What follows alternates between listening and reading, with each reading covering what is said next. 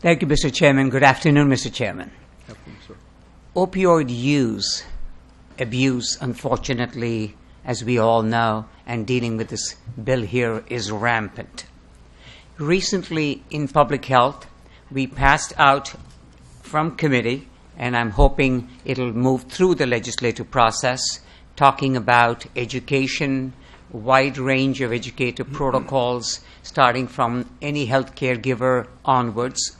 We talked about, in the bill, giving pharmacists the prescriptive authority to dispense Narcan, so that, which obviously, as we all know, is the medicine that we use for opioid overdose.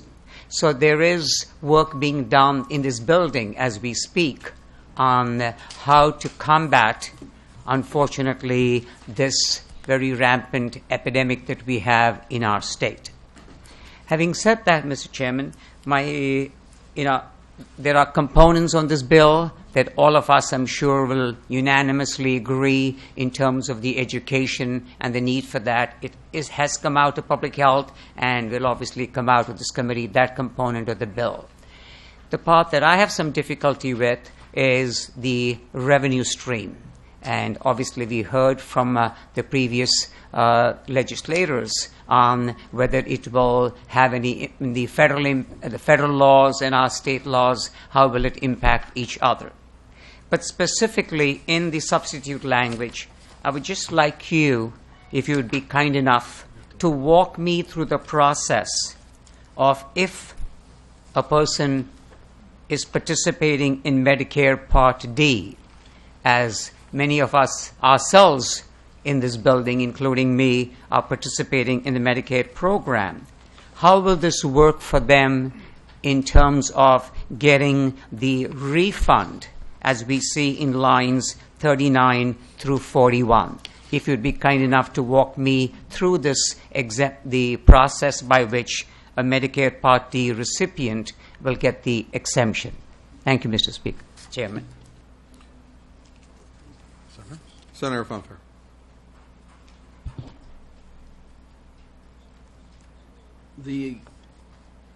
This would, when you ask, will the recipient, meaning the individual who is on Medicare?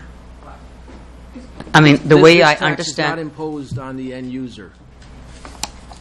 It is imposed at the manufacturing level, as currently drawn. and I'm not clear, Senator Funfara. As I see this, the substance with the state, line 37, beneficiary of a Medicare Part D program as a covered benefit.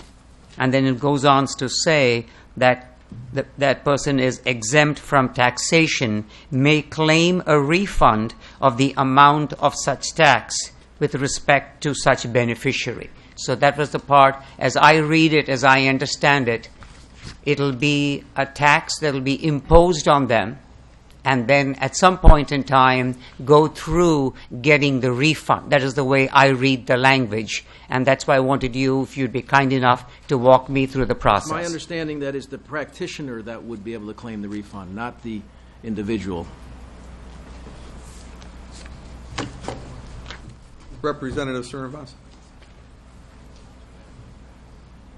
Right. Yeah, I mean, that's what I meant. Excuse me. Maybe I didn't express that clearly. When the person who participates in the Medicare Part D program gets the medication, and then how would the refund happen? How would the claim of the refund occur? So that's what I was not clear about. Senator Funfair.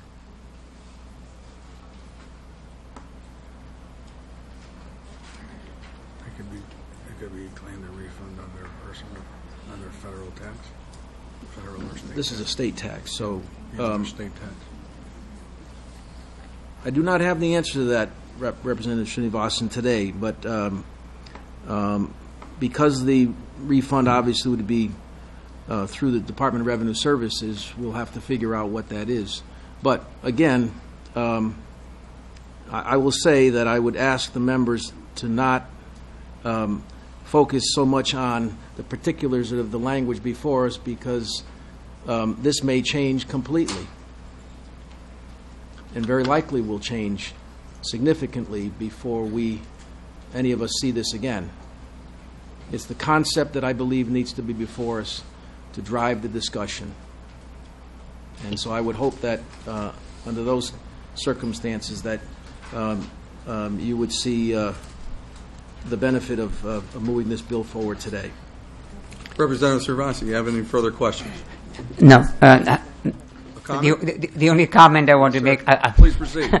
I want to thank the senator for clarifying that component, because that was what I was disturbed. I mean, I was reading about when we got the substitute language earlier today, and as you're saying, this is work in progress, and so if what I'm clearly understanding is these are things that we'll have to work out as we move this bill through the various processes. And I definitely get that answer, and I want to thank the senator for his answer. I could say, if I could, Mr. Chairman, that Senator not Pfeffer. only your concerns, Representative Srinivasan, but a number of folks today have identified concerns as to the scope of this, who is affected by it, who would be affected by the tax, and the issues of federal preemption or other issues that have been raised. It is not in any way in a form that would be even having my support ultimately. But again, because of the complexity of the bill and the various areas that need addressing, which wouldn't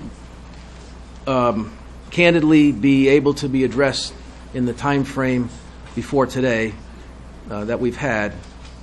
But I think the issue is significant enough that we move it beyond. We are facing deadlines, and I wish we could say we wouldn't have to see this bill in this committee for another month. And I think we'd have a lot of issues resolved, and we'd know whether or not the bill had the ability to gather enough support to make it through the committee at that time.